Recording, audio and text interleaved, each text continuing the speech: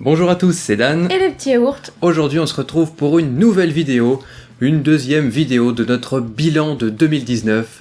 Et cette vidéo sera consacrée au cinéma, nos 10 films préférés de l'année. Par contre, cette année, on n'a vraiment pas vu beaucoup de films, mais genre vraiment pas du tout beaucoup. Déjà on n'en a pas vu beaucoup, mais alors des films de 2019 on en a vu, encore moins forcément. On a vu en fait une quarantaine de films sortis en 2019. Donc du coup, pour faire un top 10, c'est pas non plus genre hyper représentatif. Voilà, les 10 films qu'on va présenter, c'est pas les 10 meilleurs films de 2019, c'est les 10 films parmi les 40 qu'on a vus, qu'on a préférés. Donc n'hésitez pas à nous dire si là dans notre top, il y a des films que vous estimez qu'on a vraiment raté, dites-le nous dans les commentaires et on essaiera de se rattraper en 2020. C'est parti pour nos 10 films préférés de 2019 et on commence par le numéro 10. c'est vraiment le signe qu'on a vraiment pas vu beaucoup de films parce qu'en numéro 10 j'ai mis Spider-Man Far From Home. Ah bon? On est d'accord, hein, il fait pas partie des 10 meilleurs films de 2019, je pense qu'il y a eu vachement mieux qui est sorti, mais mine de rien, je l'ai quand même bien aimé. Quand j'avais vu la bande-annonce, il me faisait pas du tout envie, je pensais que, déjà, je suis pas hyper enchantée par le nouveau Spider-Man. Et celui-là, il m'avait l'air encore plus bateau que le premier, même si le premier était quand même sympa. Et en fait, c'était une bonne surprise. Donc dans ce numéro 2, dans ce deuxième film, on a Mysterio. Tu fais trop couiner ton téléphone sur le siège. C'est un méchant qui fait de la manipulation mentale, et ce qui m'a vraiment plu dans ce film, c'est que ils ont bien réussi à retranscrire ça dans le film d'une façon originale, avec une réalisation qui change un petit peu, qui est moins polissée que les Marvel habituels. Et j'ai trouvé ça super intéressant, je m'y attendais pas à ce traitement-là. Ça se rapprochait un petit peu d'un Légion, tu sais, la série Légion qui justement arrive à traiter au niveau de la réalisation des pouvoirs un peu différemment des Marvel un peu plats d'habitude. Un peu plus dans Doctor Strange aussi, ouais. Ouais, aussi. Et ça m'a beaucoup plu, et j'ai été très comme je connais pas du tout les personnages... j'ai été très surprise par plein de choses qui se sont passées dans le film, parce que je connais pas les histoires, donc du coup voilà, j'ai été très bon public pour ce film et j'ai passé un très bon moment. En numéro 10, j'ai mis Mid-90s. C'est le premier film réalisé par Jonah Hill, donc qu'on a plutôt l'habitude de voir en tant qu'acteur dans des comédies un petit peu, du front, humour à la con, mais qui marche quand même, hein. Moi j'aime bien les comédies dans lesquelles il joue. Et du coup là il passe de l'autre côté de la caméra pour faire quelque chose de complètement différent, quelque chose de beaucoup plus personnel. Donc c'est un film qui se passe dans les années 90 et qui suit une bande de jeunes, notamment un garçon qui veut s'intégrer dans une bande de skateurs. Et c'est un film vraiment tranche de vie. Ouais. Et ce film je l'ai trouvé vraiment personnel, intime, ça respire l'honnêteté. Et la réalisation, je sais pas comment dire, il y a un petit grain, il y a une patine, on sent que c'est un film vraiment personnel qui tenait à cœur à Jonah Hill, et ça a marché pour moi. J'ai été transporté. On s'intéresse vraiment au personnage, il y a des situations qui sont intéressantes à suivre. C'est vraiment, c'était une belle histoire. Ouais. C'est un film qui est vraiment sans artifice, très honnête, et surtout, du coup, ça parle des années 90, et ça fait du bien. Donc, nous, on est évidemment team années 90, on est né dans les années 90, et moi, en ce moment, j'en peux plus des années 80, j'en peux plus de voir les séries qui font le truc à fond des années 80, en mode comment... Regardez, les années 80, c'était tellement bien, il y a des néons partout... Alors que, en vrai, les années 80, c'était pas du tout comme ça. Et c'est très pour nous faire acheter des trucs, quoi. C'est trop survendeur, c'est trop marketing, malhonnête, marketing et tout. Je pense notamment à Stranger Things qui au début c'était sympa, mais là ça devient tellement too much tout le temps. Et regardez, les années 80, il y avait ça, il y avait ça, il y avait ça, il y avait ça. C'est même plus des clins d'œil, c'est des gros coups de projecteur trop chiants. Et là, du coup, de revenir sur les années 90... Ça fait du bien, et surtout que Jonah Hill le fait d'une façon beaucoup plus subtile. Il est pas en mode regardez, dans les années 90, il y avait ça, il y avait ça, il y avait ça, il y avait ça. C'est pas du tout ça, c'est beaucoup plus subtil. On a vraiment l'ambiance années 90, honnête, comme c'était le cas. Genre, c'était bien, mais pas terrible. Il y a des trucs qui étaient un peu pourris, il y a des trucs qui étaient cool. Malgré qu'il y ait 90s dans le film, dans le titre du film, c'est pas du tout un film centré sur les années 90, c'est pas du tout mis en avant, enfin, oui. c'est vraiment l'humain qui est au centre et pas les années 90. Et c'est ça qui est bien dans le film, c'est que c'est vraiment l'humain qui est au centre, c'est des histoires de famille, c'est des histoires d'amis, et c'est vraiment, ouais. En numéro 9, j'ai mis Toy Story 4. Oh. J'ai trop rigolé devant ce film. J'aime beaucoup les Toy Story, le 1, le 2 c'est très cool, le 3 était cool, mais un peu de trop. Et le 4, il m'a fait mourir de rire. Voilà, c'est tout. On peut rien dire de plus, c'était juste trop drôle, il était plus juste, il revenait dans quelque chose de plus intéressant que le 3, il faisait moins redondant, ça permet de passer à autre chose, c'est un peu ça mène du renouveau dans la saga Toy Story, le 4. Quand ils ont annoncé le 4, c'est vrai que j'ai eu un peu peur, parce que le 3, je l'avais bien aimé, mais il m'avait laissé un goût un petit peu, de trop. Mais le 4, pour moi, le 4, c'est la conclusion qu'il fallait à cette série. C'est la conclusion qu'il faut à cette saga. C'est des thèmes, les thèmes abordés, c'est des nouvelles questions, c'est des questions qu'on n'avait pas encore abordées dans les Toy Story. Et c'est des choses, plus adultes, plus... il m'a fait mourir de rire, mais à la fin, il m'a tiré les larmes, quoi. Ouais, c'était aussi poignant. Et puis bon, il y avait du kaboom. Du kaboom. Oui, et en plus, c'est un bon film d'aventure. En numéro 9, j'ai mis The Lighthouse. Un film de 2019 et qu'on a vu très récemment. En 9. Ouais, en 9. C'est tout? Ouais. Wow. Je l'ai mis dans mon top beaucoup plus haut, moi, perso. The Lighthouse, c'est un film qui est sorti très récemment et qui a pas eu une distribution folichonne. Au moment de la date de sortie, il y avait que des cinémas dans la région parisienne qui le diffusaient. Et ça y est, les copies arrivent un petit peu en province, donc on a pu en profiter super récemment. Et c'est dommage parce que c'est un film A24, donc c'est un film indépendant qui est toujours ils sont toujours mal diffusés en France, ces films-là. Et pourtant, ils mériteraient d'être beaucoup plus vus. Donc là, c'est un film angoissant, horrifique, épouvante, on va dire. C'est plutôt arrangé dans cette catégorie-là, un peu thriller psychologique aussi. Et ça raconte l'histoire de deux Gugus qui vont garder un phare. Voilà. Donc dit comme ça, ça peut sembler pas très super intéressant, sauf que il y a un parti pris vraiment qui traite de la folie de l'homme quand il est isolé. C'est pas un phare, genre le petit phare du Finistère. Voilà, c'est le phare sur une île à des kilomètres de la côte. Et ça se passe pas à notre époque. Ouais, ça se passe au 19e siècle. Donc les conditions de vie sont pas hyper ouf. Et les deux acteurs principaux, c'est Willem Dafoe et Robert Pattinson. Et c'est très juste. Je trouve qu'ils jouent bien tous les deux. Ils sont investis dans le film.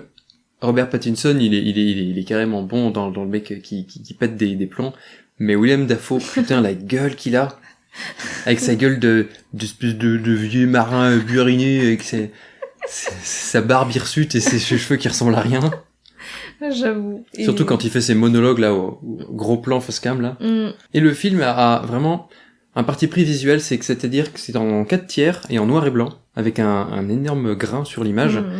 Et c'est pas juste pour faire genre, ça fonctionne super bien. Le 4/3 t'enferme, le noir et blanc, l'absence de couleur, ça fait perdre les repères et c'est aliénant, ouais. Ouais, c'est un visuel, moi, qui m'a tout de suite complètement convaincu.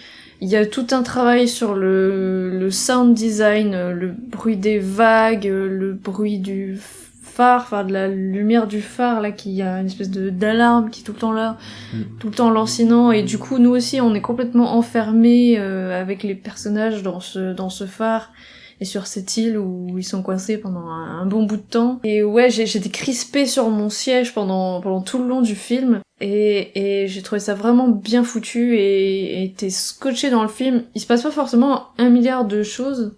Enfin, c'est pas un film d'action ou quoi que ce soit, mais t'es complètement pris dedans avec les personnages, et j'ai trouvé ça complètement ouf. Moi, j'ai adoré. Du coup, en numéro 8, moi j'ai mis Mid-90s, donc on en a déjà parlé, les années 90, voilà. En numéro 8, j'ai mis Once Upon a Time in Hollywood, le dernier Quentin Tarantino. Perso, c'est le Tarantino dans lequel j'ai eu le plus de mal à rentrer. Je pense qu'il est plus personnel pour Quentin Tarantino, et aussi, il aborde des thèmes qui m'ont moins touché, avec lesquels j'ai moins d'affinité, comme par exemple le meurtre de Sharon Tate par la secte Manson. C'est vrai que je m'intéresse pas forcément à Charles Manson et à tout ce qu'il y a autour de lui, mais il y a quand même pas mal de trucs qui m'ont bien plu, notamment tout ce qui a trait à la carrière d'un acteur de cinéma, comment ça se passe quand tu redescends, quand t'es au fond du trou. Tu veux pas en parler? Tu l'as pas mis dans ton top, toi? Non.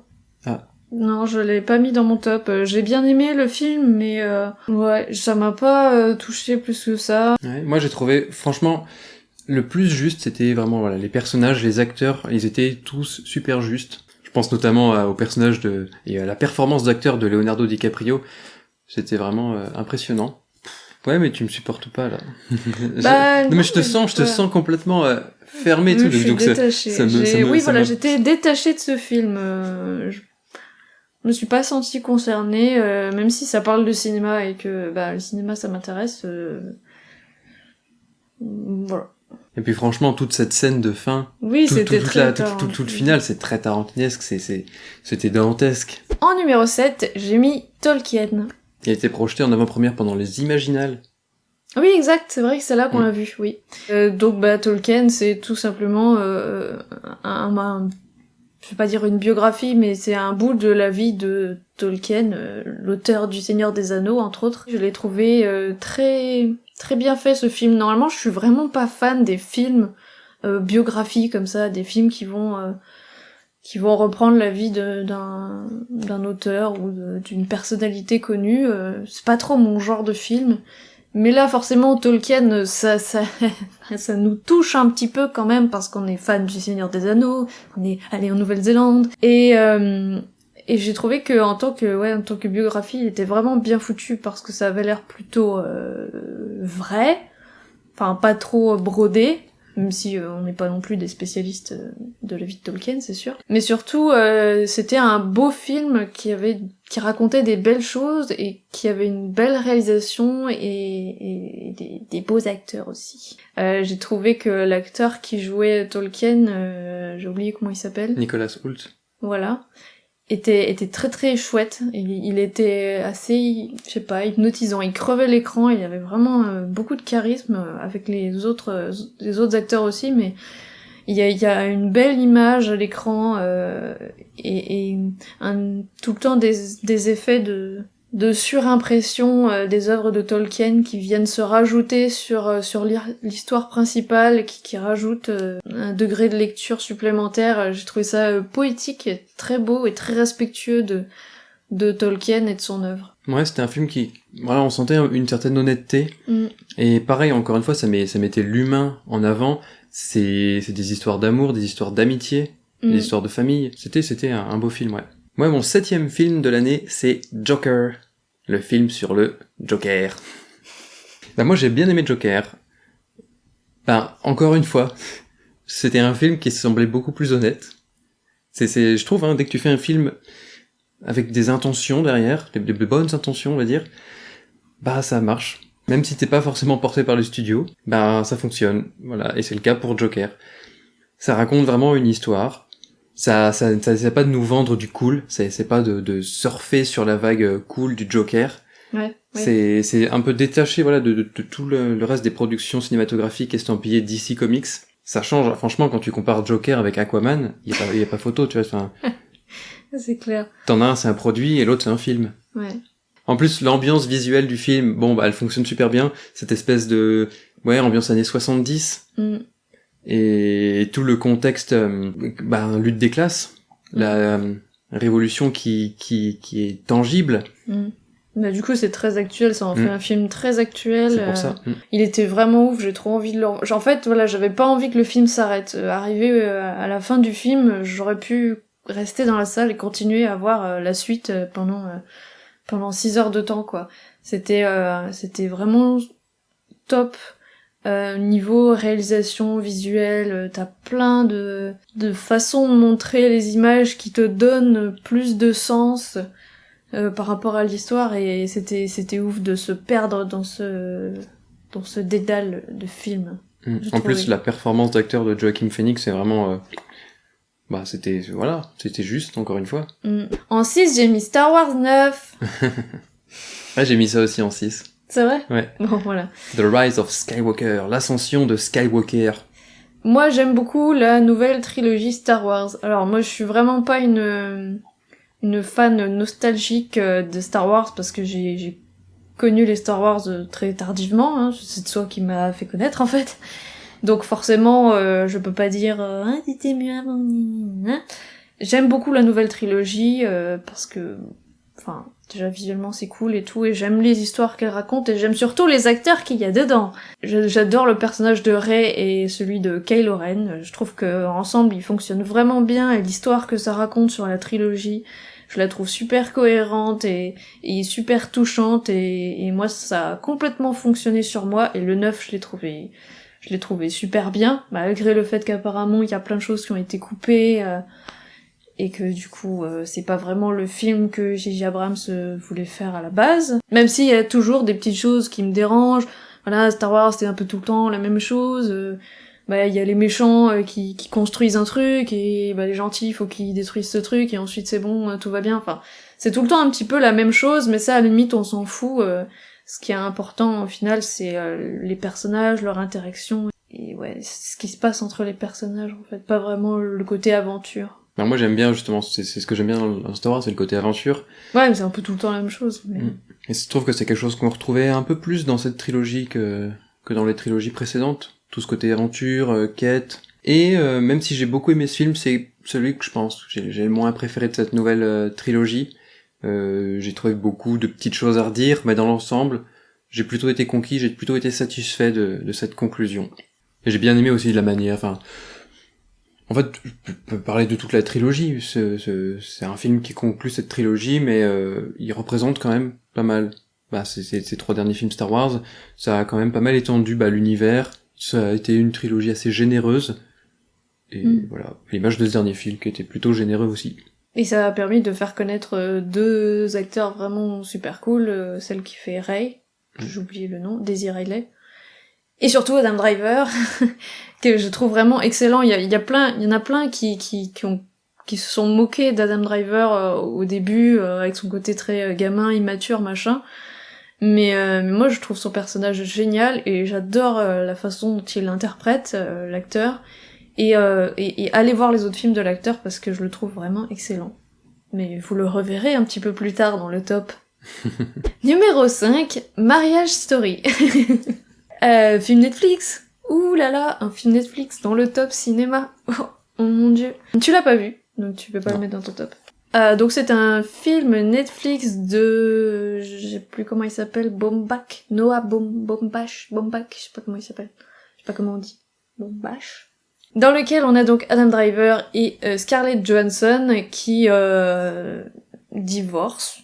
Voilà, c'est l'histoire d'une séparation, c'est une histoire familiale de comment t'es un couple super uni qui marche bien, tu crois que tout va bien, et ensuite ça commence un peu à se détériorer, et comment tu peux en arriver à te déchirer, à dire des choses horribles au moment de se séparer, et comment ça fonctionne. C'est un film super juste, qui en fait, voilà, encore une fois, qui est assez honnête, qui en fait pas des caisses, qui est pas survendeur, et les 2 acteurs sont formidables ensemble. Il y a notamment une scène de dispute qui dure super longtemps, qui est hyper...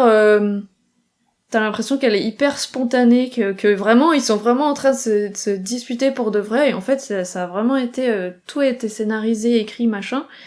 Et les acteurs sont juste incroyables dans cette scène-là et dans tout le film. Je l'ai trouvé vraiment excellent ce film, et du coup voilà, il est dans mon numéro 5. Et c'est dommage que tu l'aies pas vu. Le nom du film, tu dis ah non, ça va être un peu cucul à praline, surtout en voyant l'affiche, ça va être un peu niais et tout, mais alors pas du tout en fait. Mais c'est pas non plus genre un drame t'as pas envie de mourir à la fin du film, quoi. C'est l'histoire d'une séparation, mais c'est aussi l'histoire d'une famille qui reste quand même unie d'une certaine façon, quoi. Je pense que c'était le meilleur film Netflix de cette année. Ah non, il y a eu The Irishman, mais on l'a pas vu. Et moi, en numéro 5, j'ai mis Avengers Endgame. Moi, je l'ai viré du top, moi. Ah, bah, donc t'as préféré Spider-Man 2 à Avengers? Bah, je me suis dit que Spider-Man, il est... Rien que pour avoir essayé de faire un truc un petit peu différent, visuellement, il méritait plus sa place qu'Avengers. J'ai préféré Infinity War à Endgame, donc il est parti de mon top. Mais il était en 11ème, quoi. Il y en a plein qui aiment pas Endgame. Il y en a plein qui préfèrent Infinity War. Je préfère Infinity War aussi. Mais Endgame, voilà, moi j'ai été transporté, j'ai été touché par tous les moments qui étaient plus poignants. J'ai été touché par la vie et la fin de ce cycle et de la fin d'utilisation de ces personnages dans le roster Avengers. Moi, j'ai trouvé que c'était une belle histoire. Et pour un énorme blockbuster qui fait des milliards, pour une franchise qui fait des milliards de milliards, ben voilà, j'ai trouvé que c'était un film, bah, quand même plutôt honnête. Bon, ça reste un gros blockbuster Marvel Disney. Après, moi, je suis toujours, voilà, c'est quelque chose qui fonctionne sur moi, les films Marvel. Le Marvel Cinematic Universe, c'est quand même quelque chose d'assez important pour moi. J'ai trouvé qu'il y avait énormément de bonnes choses. Et bah voilà, j'ai bien aimé ce côté aventure. Encore une fois, il y a pas mal de choses qui fonctionnent sur moi. Hein. Bah, je vais pas raconter le film pour ceux qui l'ont pas vu, même si bon, ça fait quand même quasiment un an que c'est sorti, mais il y a des choses qui fonctionnent sur moi. Bon, notamment tout ce qui est le voyage quand ils mettent les combinaisons grises. Le voyage. En fait, je m'en rappelle plus, quoi. C'est pour ça que je l'ai pas mis. C'est que il m'a vachement moins marqué que Infinity War, tu vois. Bah, moi, ce que j'aime bien, voilà, c'est quand un film utilise son héritage. Là, bah, c'était l'héritage de tous les autres films précédents, c'est pour ça. Attention, spoiler! Il se balade dans tous les films précédents. Oui. Voilà, oui, bah oui, ça, c'est vraiment vrai. quelque chose que j'ai aimé. Ah, oui. L'espèce de voyage dans le temps, voyage dans l'héritage, c'est quelque chose qui fonctionne sur moi. Je trouvais que c'était bien fait. Et puis ben voilà, il y a certaines scènes qui ont super bien fonctionné sur moi, notamment la scène de fin des personnages, la fin d'Iron Man, la fin de Captain America, ces deux scènes-là, elles ont grave marché sur moi. J'ai trouvé que c'était un bel au revoir. En 4ème, on en a déjà parlé, j'ai mis The Lighthouse. Voilà, j'ai eu vraiment un coup de cœur pour ce film, et c'est vraiment un film à aller voir au cinéma. S'il est encore chez vous, allez le voir au cinéma pour le visuel et le son qui englobe, là, c'est vraiment important. Et en VO aussi, évidemment. Enfin, je sais pas ce que ça donne en VF, mais... Arrête de te gratter le nez! Mais je peux pas, il y a des poussières qui folottent là dans l'air. À toi, dis-nous ton 4, là. Ok, bon en fait mon 4 c'est mon 10 parce que je me suis complètement mélangé dans mon top.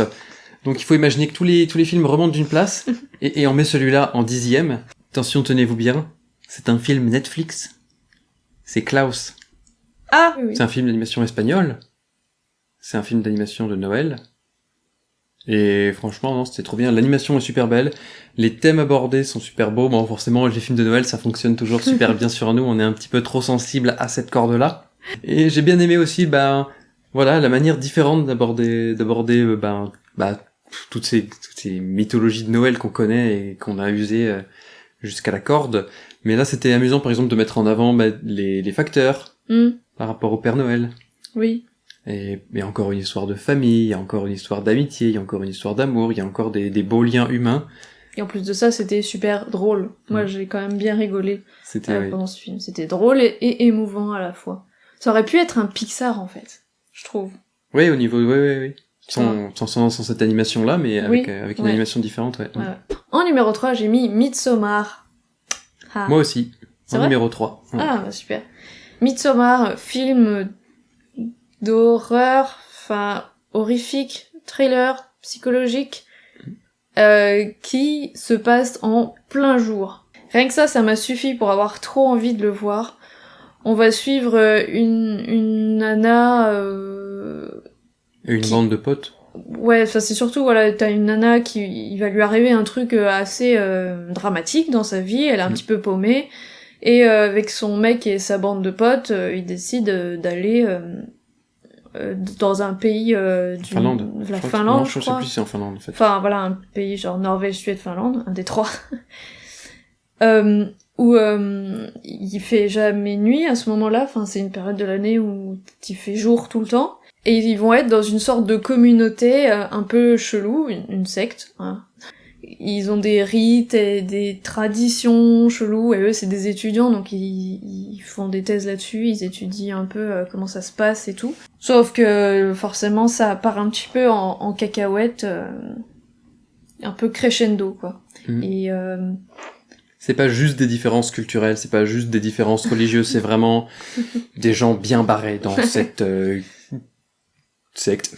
Et je l'ai trouvé vraiment ouf parce que il change complètement des films d'horreur qu'on a l'habitude de voir ou de justement pas voir, parce que tous ces films d'horreur où il fait nuit, tu vois rien, on te fait sursauter pour un connard qui ouvre la porte, tout ce genre de choses qu'on a vu 1 milliard de fois et qui au bout d'un moment commence un peu à fatiguer, ça devient difficile d'avoir un peu un renouveau des films d'épouvante ou d'horreur ou de thriller. Surtout quand ça raconte rien derrière. Là, le film, voilà, il pose vraiment une vraie mythologie.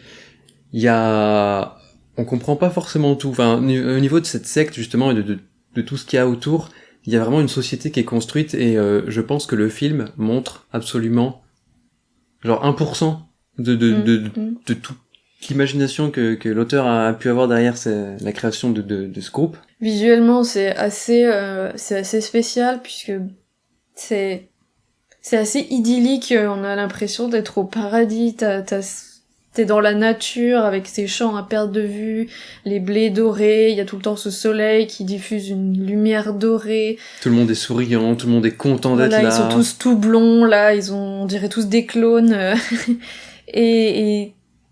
Et malgré ça, malgré le fait que ce soit aussi lumineux et tout, que t'as l'impression que c'est la Floride ou je sais pas quoi, que c'est les vacances, en fait, t'es terrorisé sur ton siège et t'es trop mal à l'aise et tu sais qu'il y a quelque chose qui cloche de ouf.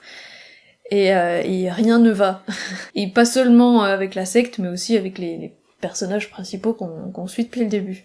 C'était vraiment hyper intéressant. Après, c'est pas un film qui va toucher tout le monde, je pense. Nous, quand on est allé le voir, il y a des gens qui se sont endormis. Il y en a qui sont partis de la salle. Il y en a qui sont partis. Et c'est assez drôle. Le mec, il a dormi, mais vraiment pendant tout le film, quoi. Il ronflait un petit peu, ouais, non ? Il ronflait beaucoup, même. Il ronflait, ouais. C'était à Lille.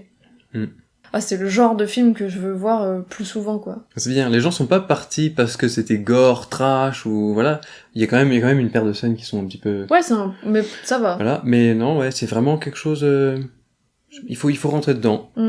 Bah, c'est un peu comme The Lighthouse, tu vois, c'est vraiment des films particuliers, avec une ambiance particulière, et ça touchera pas tout le monde, mais moi, ça l'a fait complètement. En numéro 2, on en a déjà parlé, j'ai mis Joker.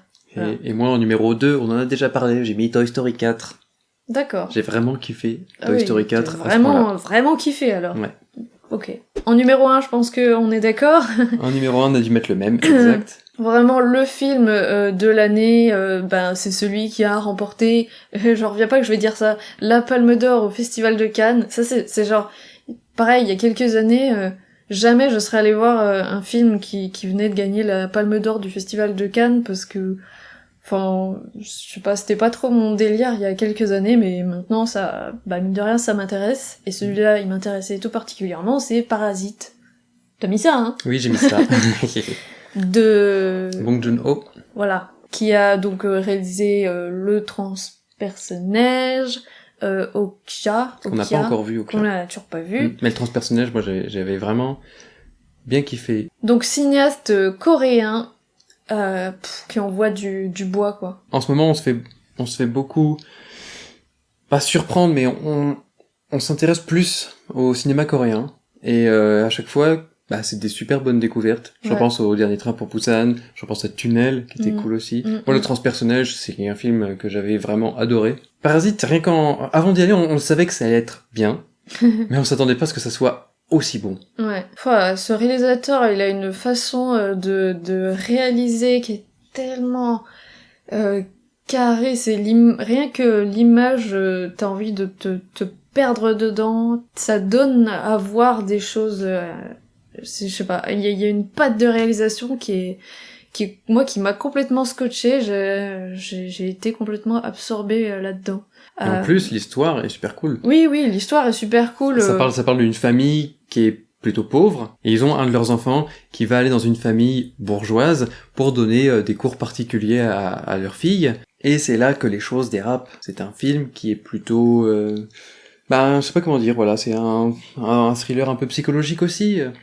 Ouais, alors, déjà, rien qu'en tant que thriller psychologique, juste rien que ça, c'est déjà, c'est super prenant, et les gens qui aiment ce genre de film vont adorer, mais en plus de ça, c'est un auteur qui prend un petit peu position et qui dénonce des choses et qui métaphoriquement te parle de plein de choses qui se passent dans le monde. Et du coup c'est super intéressant. Et en plus voilà, visuellement c'est dingue. Les acteurs sont super. Je les connaissais pas du tout, mais je les ai trouvés hyper bien. Encore une fois, un film à voir en VO, je pense. Oui. C'était une immense claque, et je pense que c'est le genre de film que tu peux revoir de très nombreuses fois et redécouvrir des choses auxquelles t'avais pas fait attention du tout. Il y a beaucoup de lectures, il y a beaucoup de thèmes abordés, et puis il y a aussi des rebondissements un petit peu... il y a des trucs un peu what the fuck qui ravivent à chaque fois la flamme quand t'es dans le film. Il y a aucun moment où tu t'ennuies en fait. Ouais. T'as vraiment tout le temps envie de suivre le film. Du coup voilà, c'est tout pour les films qu'on a vraiment préférés en 2019. Mais vous l'avez vu, il manque certainement plein de choses. Il y a trop de films qu'on a ratés. Donc n'hésitez pas dans les commentaires à nous faire votre top 2019 et à nous dire quels sont les films que vous pensez qu'on a ratés. Si vous avez aimé la vidéo, n'hésitez pas à mettre un petit pouce bleu ou à vous abonner à la chaîne pour ne pas rater les prochaines vidéos, notamment notre top 2019 des séries et de nos lectures de 2019. N'oubliez pas de venir nous suivre sur les réseaux sociaux, Facebook, Twitter, Instagram, tous les liens sont dans la description. Vous pouvez aussi nous retrouver sur pugoscope.fr avec beaucoup plus d'articles écrits. En attendant, on se retrouve très bientôt pour une prochaine vidéo et on vous fait des gros bisous. The Light... Oh, attends, j'ai fait une tête trop bizarre. Il y a ta gorge qui fait gros, c'est moi, tu fais la grenouille. La grenouille. Qui me touche forcément, enfin... Oh, vas-y, parle. Bon, il y a toute une histoire de tu t'endors. Pardon, oui. Et